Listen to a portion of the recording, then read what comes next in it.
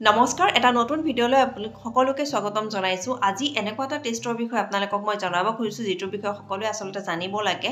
আশা কৰো এই ভিডিঅটো আপোনালোকে শেষলৈকে চাব স্কিপ নকৰিব 30ৰ ওপৰৰ সকলো ব্যক্তিৰ কাৰণে এই ভিডিঅটো বহুত বেছি ইম্পৰ্টেন্ট লগতে যদি আপুনি মেদবহুলতাত ভুগি আছে আপোনাৰ সন্তান যদি মেদবহুলতাত ভুগি আছে আপোনাৰ ফ্যামিলিত যদি কোনোবা আছে ওবেসিটিত ভুগি থকা ব্যক্তি সেই সকলৰ কাৰণেও এই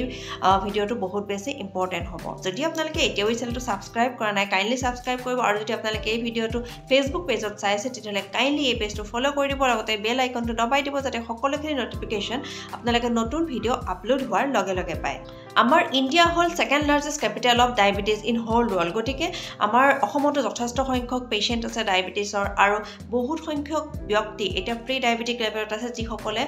ডায়াবেটিসত ভুগিবলৈ গৈ আছে গতিকে এটা ভয়ংকৰ ভৱিষ্যতৰ দিশে আমাৰ গুটেইখিনি আমি গৈ আছো গতিকে এই ভিডিঅটো আপোনালোক সকলোৱে যিমানটো পাৰে শেয়াৰ কৰিব সকলোকে জনাত সহায় কৰিব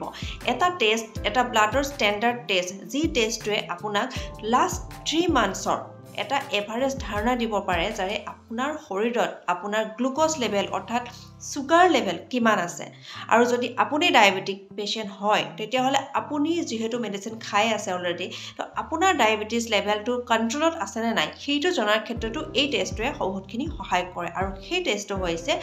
ব্লাডৰ HbA1c HbA1c এই টেষ্টটোৱে আমাক বহুতখিনি আভাস দিয়ে আমি আগতীয়াকৈ গম পাব পাৰো যে আমি যদি পেশেন্ট আমি যদি গৈ আছে সুগাৰত আক্ৰান্ত হ'বলৈ তেতিয়া হলে আমি এই টেষ্টটো কৰিলে ইয়াৰ আভাস পাব পাৰো যদি সেই টেষ্টৰ নৰ্মেল ৰেঞ্জত কৈ বেছি থাকে তেতিয়া হলে আমি গম পাম যে আমি হয়তো প্ৰি ডায়াবেটিক লেভেলত আছো যদিও আমাৰ RBS টো নৰ্মেল লেভেলত আছে যদি আপুনি প্ৰি ডায়াবেটিক লেভেলত আছে তেতিয়া হলে হয়তো আপোনাৰ HbA1c লেভেলটো আপোনাক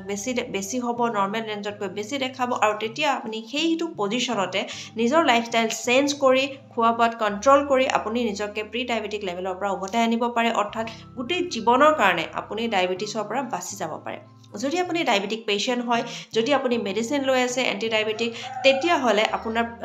ডায়াবেটিক লেভেল অৰ্থাৎ সুগাৰ লেভেলটো কন্ট্ৰোলত আছে নে নাই সেইখিনি জানিবৰ কাৰণেও এই টেষ্টটো আপোনাক সহায় কৰিব আৰু এই টেষ্টটোৰ হাই ৰেঞ্জ হলে আপুনি আপোনাৰ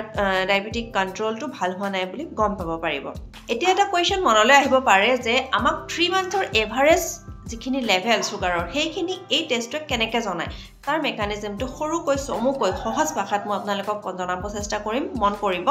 আমাৰ শৰীৰত দুই ধৰণৰ ব্লাড সেল থাকে ৰেড ব্লাড সেল আৰু হোৱাইট ব্লাড সেল লোহিত ৰক্তকণিকা আৰু শ্বেত ৰক্তকণিকা যেতিয়া আমাৰ শৰীৰত ব্লাডত যেতিয়া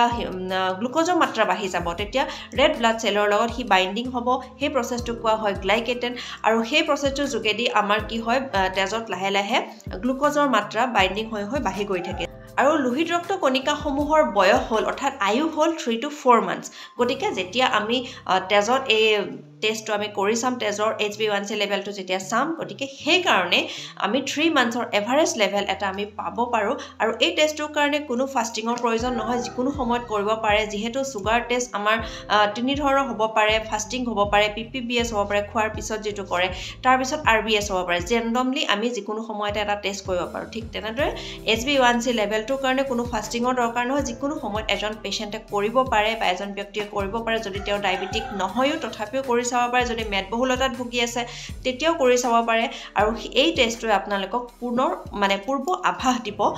আপোনালোকে ডায়াবেটিসত ভুগিবলৈ গৈ আছে নেকি আৰু যদি আপুনি ডায়াবেটিসত ভুগিছে তেতিয়া হলে আপোনাৰ ডায়াবেটিক কন্ট্ৰোল কিমান ভাল হৈ আছে তাৰো আভাস এই টেষ্টটোৱে দিব পাৰে গতিকে আশা কৰো এই টেষ্টটো আপোনালোকে এবাৰ হলো কৰি চাব যদি আপুনি 30ৰ ওপৰৰ ব্যক্তি হয় আৰু যদি আপুনি মেদবহুলতাত ভুগি আছে বা আপুনি যদি ডায়াবেটিক হয় থ্যাংক ইউ ফৰ ওয়াচিং